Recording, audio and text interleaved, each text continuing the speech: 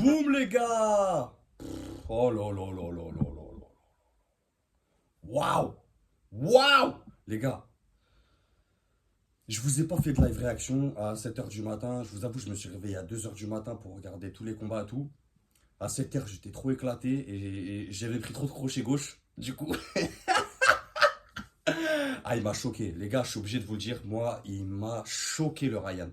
Je vais pas vous mentir. Moi, vous me connaissez. Moi, j'étais persuadé que Heine, il allait le prendre facilement. Mais on va expliquer tout ça. Donc 2 heures, on enchaîne les combats.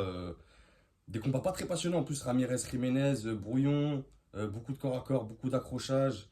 Après, Didoumbé, le français contre le soviet, bah, il a fait ce qu'il a pu, mais contre un style soviet assez dur, mobile, avec des in and out. Et après, des coups de tête qui ont gâché le combat. L'autre, il avait une ouverture, l'autre aussi. Ils ont arrêté le combat au 8e round. Donc, no contest. Après, l'Irlandais, là, franchement, l'Irlandais, il a fait un super combat contre un Barbosa. Pour moi, pour moi, ce fight, il y a un vol quand même. Alors, je sais pas ce que vous en pensez, les gars, dites-moi en commentaire, mais pour moi, c'est clairement un vol. Parce que l'Irlandais était au-dessus techniquement, c'est lui qui faisait le combat. Barbosa a fait que le courir après, même s'il a fait quelques échanges où voilà, il prenait quelques rounds, mais clairement, l'Irlandais, il a fait le taf. Et là vient Heine contre Garcia. Ouah, je suis encore choqué, les gars. Je suis encore choqué. Je vous dis franchement, là, je vous tourne la vidéo, là, on est le matin, j'ai dormi un peu et tout. Je suis encore choqué. Il va me falloir du temps, là. Waouh, incroyable. Et c'est pour ça que j'aime la boxe aussi. C'est parce que ça génère des émotions comme ça. Cette nuit devant le fight, j'étais comme un dingue. J'étais comme un dingue. Ce qu'ils ont proposé à 25 ans, en termes d'émotion, de narration, de rivalité proposée, c'était fou. Franchement, c'était fou et ça allait contre toutes les statistiques. Et c'est ça qui était beau. Mais on va expliquer quand même. Donc, on va revenir un peu au niveau de la pesée loupée de Garcia. Donc, ce qui est un échec pour lui, parce que j'avais dit dans les commentaires, on discutait ensemble, les gars, j'avais dit c'est dommage parce que même s'il gagne, il remportera pas la ceinture. Et c'est un échec quand même pour lui et sa team. Tu vois, ils sont préparés, ils ont fait un game plan. Donc de gagner et de pas prendre la ceinture, même si là on était dans l'hypothèse, hein. Moi j'étais convaincu qu'il allait perdre. Mais ça reste un échec. Tu vois ce que je veux dire?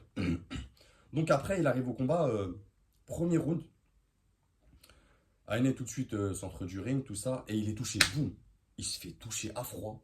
Et pour moi, cette patate-là, c'est ce qui va déterminer tout le reste du combat. Il va être touché comme jamais il a été touché, c'est-à-dire fort.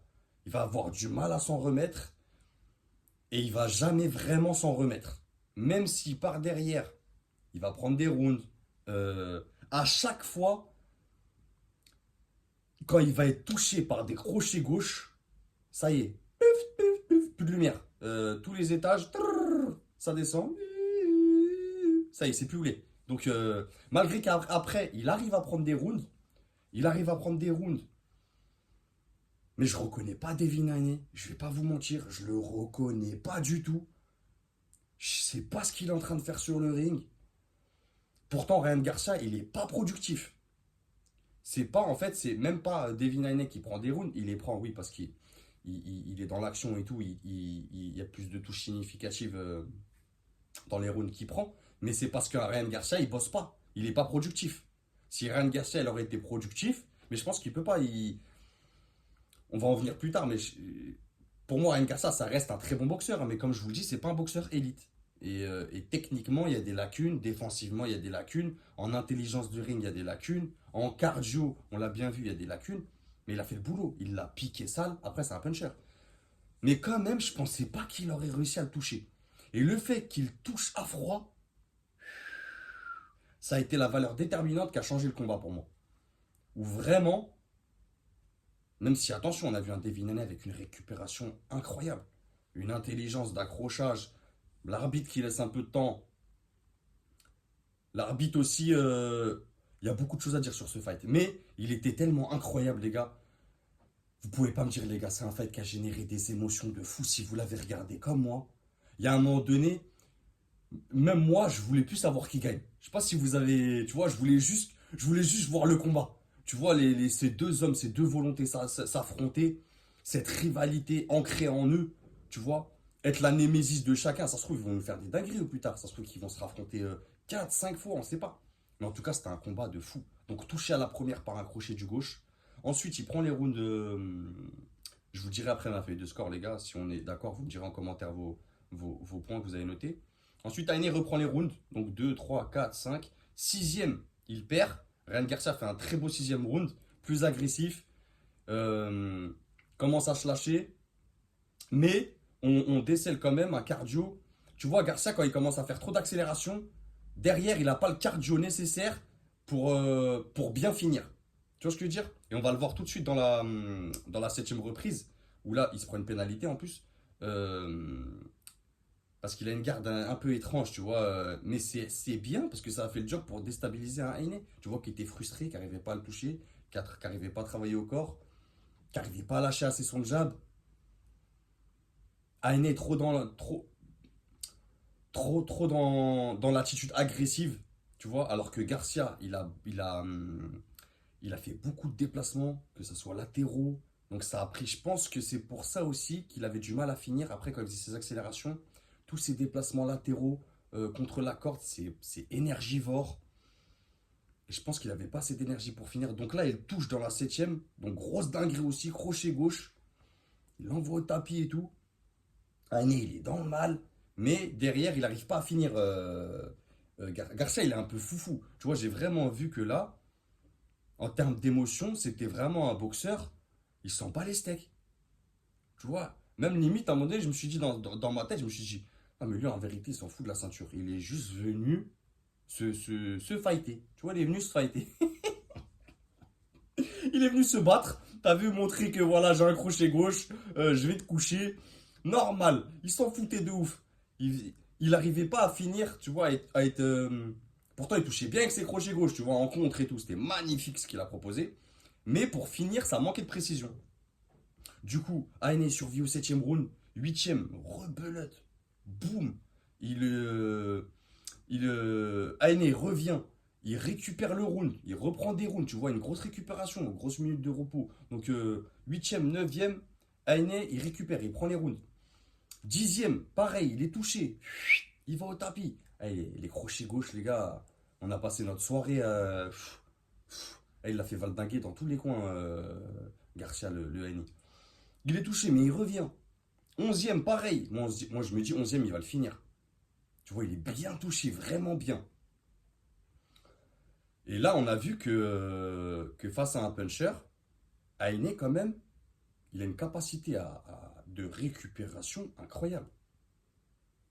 Parce qu'il n'a jamais été touché comme ça. Tu vois, là, pour lui, c'est une nouvelle expérience. Tu vois, dès le premier round, pour lui, c'est une nouvelle expérience. Tu vois, il est touché. Il regarde son daron comme ça dans le coin. Tu vois, il sait pas. Ça veut dire il a abordé. Dès le premier round, il aborde ce combat dans la surprise. Il sait pas où il va. Il tâtonne, tu vois. Est-ce qu'il va en remettre un autre?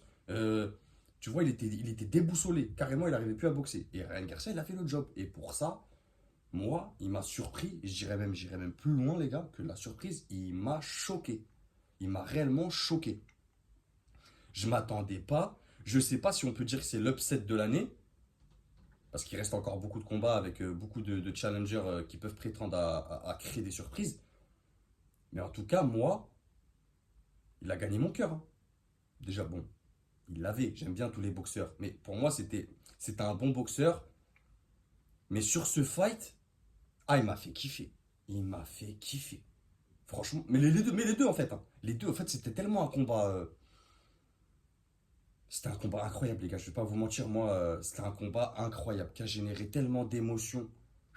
C'est pour ça que j'ai mis du temps à faire cette vidéo. Je voulais pas la faire tout de suite à chaud. Tu vois? Et douzième, Aine, il prend ce round et tout. Donc moi, les gars, en score, j'ai 112-112. N'oubliez pas la pénalité, le -1 au, au septième, septième round.